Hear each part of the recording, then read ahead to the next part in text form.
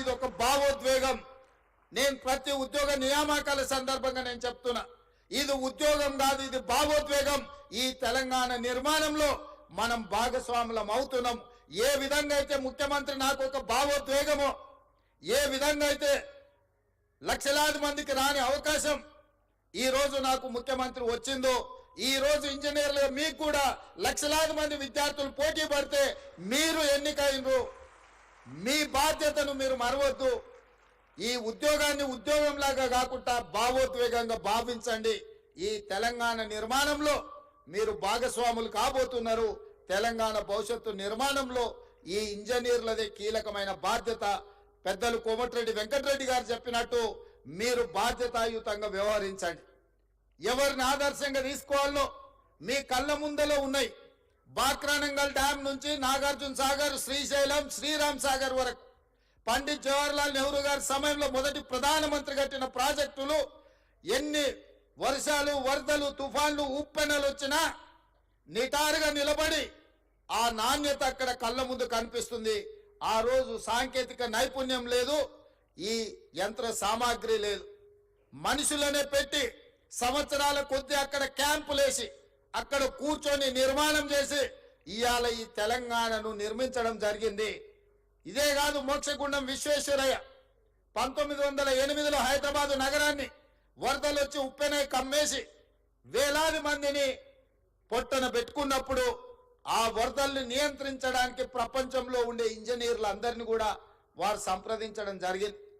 అందులో మోక్షగుండం విశ్వేశ్వరయ్యను వారు నియమిస్తే వారు ఈరోజు నిర్మించిన man made wonders Osman Sagar, Himayat Sagar, మనం ముద్దుగా పిలుచుకునే గండిపేట నుంచి మొదలు పెడితే పురాణపూర్ బ్రిడ్జ్ల వరకు ఈరోజు హైదరాబాదు నగరంలో ఆనాడు ఈ వరదల్ని, అనంతగిరి కొండల్లో నుంచి వచ్చే వరదల్ని నియంత్రించడం ద్వారా, నిలువరించడం ద్వారా గండిపేట, ఉస్మాన్ సాగర్లను నిర్మించి ఖాళీ నీళ్ల కోసమే కాదు వాటిని తాగునీటి వనరులుగా మార్చి లక్షలాది మంది హైదరాబాద్ ప్రజలకు దాహార్తిని తీర్చడానికి మోక్షగుండం విశ్వేశ్వరయ్య నిర్మించిండు.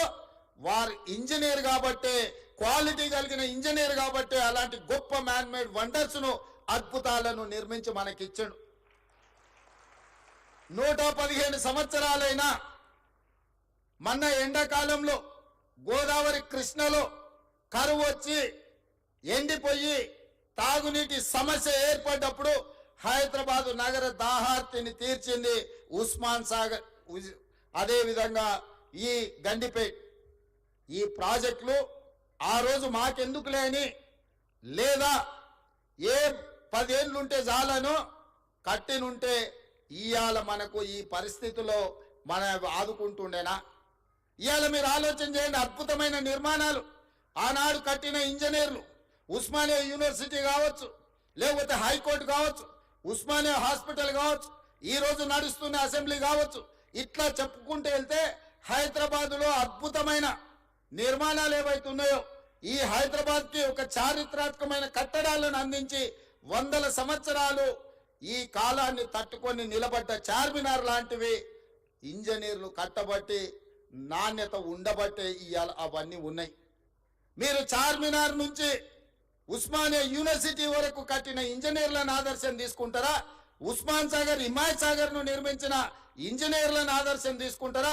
నాగార్జున సాగర్, శ్రీశైలం, శ్రీరామ్ సాగర్ కట్టిన ఇంజనీర్లను ఆదర్శంగా తీసుకుంటారా? నిజాం సాగర్ ను కట్టిన ఇంజనీర్లను ఆదర్శంగా తీసుకుంటారా? నిజాం షుగర్ నిర్మించిన ఇంజనీర్లను ఆదర్శంగా తీసుకుంటారా? లేకపోతే కాళేశ్వరం కట్టిన వాళ్ళని ఆదర్శంగా తీసుకుంటారా? మీరు ఆలోచన చెయ్యండి.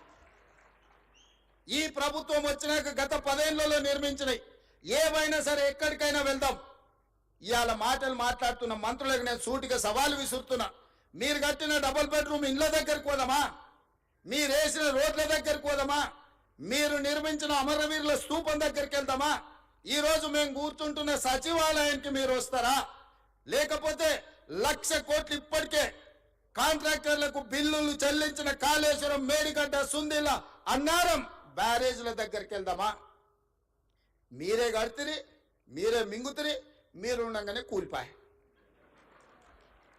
ఇప్పటికీ డిపిఆర్ లేదు, డీటెయిల్ ప్రాజెక్ట్ రిపోర్ట్ లేకుండా ఒక చిన్న గుడిసేసుకున్నా ఇవాళ రేపు మనం ఒక మేస్త్రిని పిలిచి అయ్యా 2 అర్రల గుడిసె వేయదలుచుకున్నా కట్టెలు ఎంత పడుతుంది, సొప్పు ఎంత పడుతుంది, ఒకవేళ స్లాబ్ వేయదలుచుకుంటే సిమెంట్ ఎంత పడుతుంది, స్టీల్ ఎంత పడుతుంది, కంకర ఎంత పడుతుంది, ఖర్చు ఎంత అవుతుందని మనం అంచనా వేసుకుంటాం. ఒక్క అర్ర ఇల్లు కట్టుకోవాలన్నా, చిన్న పాండప పెట్టుకోవాలన్నా ఒక ప్రాజెక్టు రిపోర్ట్ తీసుకుంటాం మనం. అవునా? 1,50,000 కోట్ల అంచనాలు, 38,000 కోట్ల రూపాయల అంచనా ఉన్న ప్రాణహిత చేవెళ్ళ పేరు మారి కాళేశ్వరమై రీడిజైనింగ్ పేరు మీద 1,50,000 కోట్లకు అంచనాలు పెంచి ఇవాళకి 1,00,000 కోట్లు చెల్లించిండ్రు. 3వ టీఎంసీకి ఇంకా పనులు పూర్తి కాలేదు. ఇంకా రిజర్వాయర్ల విషయంలో కొండపోచమ్మ మల్లన్న సాగర్ గురించి ఈరోజు వాళ్ళు మాట్లాడుతున్నారు. మల్లన్న సాగర్లో ఈరోజు నిపుణులు చెప్తున్నారు, జియోలాజికల్ సర్వే ఆఫ్ ఇండియా వాళ్ళు అది ఎక్కడైతే నిర్మించిందో భూమిలో వర్టికల్ ఒక చీలిక ఉన్నది. 50 టీఎంసీల నీళ్లు నింపిన రోజు అది కుంగిపోయి భూకంపం వచ్చి ఊర్లే తుడిచిపెట్టకపోతాయని చెప్పి వాళ్ళ సాంకేతిక నిపుణులు నివేదిక ఇచ్చారు. గత ప్రభుత్వం ఏ రోజు కూడా 15 టీఎంసీల కంటే ఎక్కువ నీళ్లు నింపలేదు. అట్లాంటి ప్రాజెక్టు మీద 1,00,000 కోట్లు ఖర్చు పెట్టి ఇవాళ కాళేశ్వరం కట్టినామని చెప్పి మాట్లాడుతున్నారు.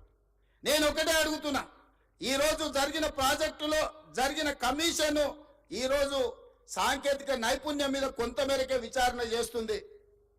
బెస్ట్ సాంకేతిక నిపుణులను నియమిద్దాం.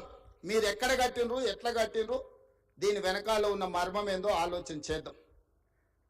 ఈ గత 10 ఏళ్లలో జరిగిన నిర్మాణాలు మీరు ఏదైనా తీసుకోండి, మీ ఊర్లో కట్టిన చెక్ డ్యాములు తీసుకోండి,